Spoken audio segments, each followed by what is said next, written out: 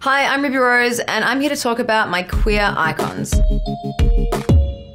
So growing up, I feel like when it came to fashion and expression, it was the musicians that really paved the way for me to feel accepted. So Bowie, Boy George, George Michael, Madonna, and Annie Lennox. Annie Lennox for me was the big one because she showed me what androgyny was and how to be unapologetic about the way you look, the way you act, the way that you're just yourself. I thought she was a badass. When I used to work at MTV, we were told this story that her first video to ever play was kind of tossed around for a while because they weren't sure if she was a male or a female, and when she said, I'm a female and this is my song, they didn't want to play it because they thought that she was lying. There was a rumor that she had to show her birth certificate or her passport. I'm not sure how true it is.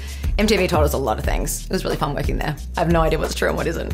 The other thing I love about Annie Lennox is she has not stopped fighting for LGBT rights and trying to find cures for AIDS and different foundations, and she's very involved in the community. So growing up, there wasn't as many gay, queer, lesbian icons as there are today, and I'm so glad that there are so many more. Angelina Jolie came out as bisexual. That was a great one. I was so stoked. She had won, I think, most beautiful human being on the planet, very surprisingly, clearly.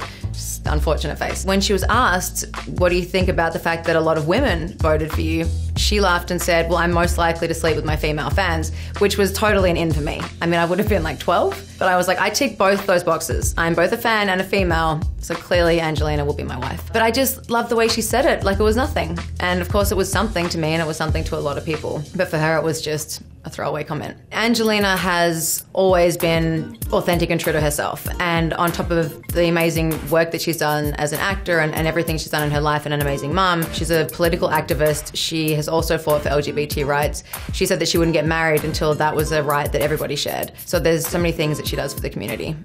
Also, she's just so good looking.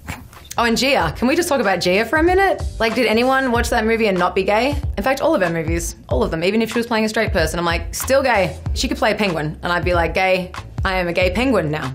That is what I am for you. But she does use her voice in a lot of cartoons. Right? Are any of them gay penguins?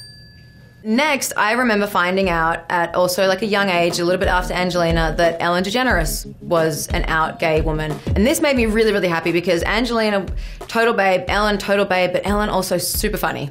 So I'm like, great. Now I can try to be a babe, wear what I want to wear because Annie Lennox told me that I can. I can have short hair, she told me that I can. And now I have to learn how to be funny really quickly because Ellen is amazing. Watching her over the many years that I've been a huge fan and then getting to be on her show last year was one of the highlights of my life. Getting to thank her, shake her hand and tell her how much I admired everything that she's done, what a fantastic human she is. I think that a lot of people in the community can remember the moment that they saw Ellen come out on the show. I'm gay. The amount of press around it, that she was the first gay woman to be on the cover of Time magazine. There was so many things that she did for other people to be able to stand in the position that they stand in now. I think that's how Will and Grace came about. I think that's how they started adopting more gay characters into television shows and having more visibility. I think she knows that she's a superstar, but I don't think she could possibly know how much she's touched every single person's lives. Also, obviously saying this because I want to go on her show again soon. So, Ellen, if you're watching, I only put you in this list to get back on your show. Love you.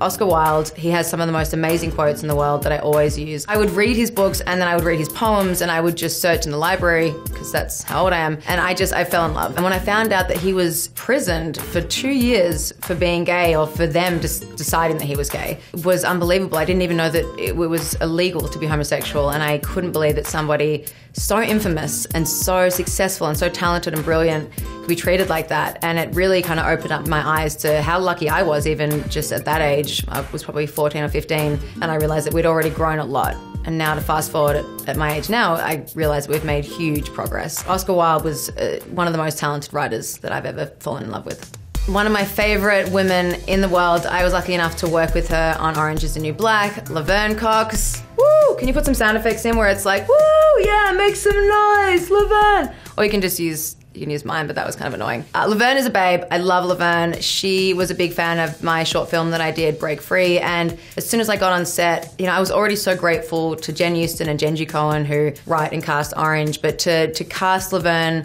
as a trans character, as a trans woman, to put me in a character as a gender fluid person, what they did was amazing, but the way that Laverne embodied that character and how many people changed their idea or their mentality, what they thought they knew about trans, and it really was a conversation starter for the whole transgender movement. And I think Laverne is just a hero.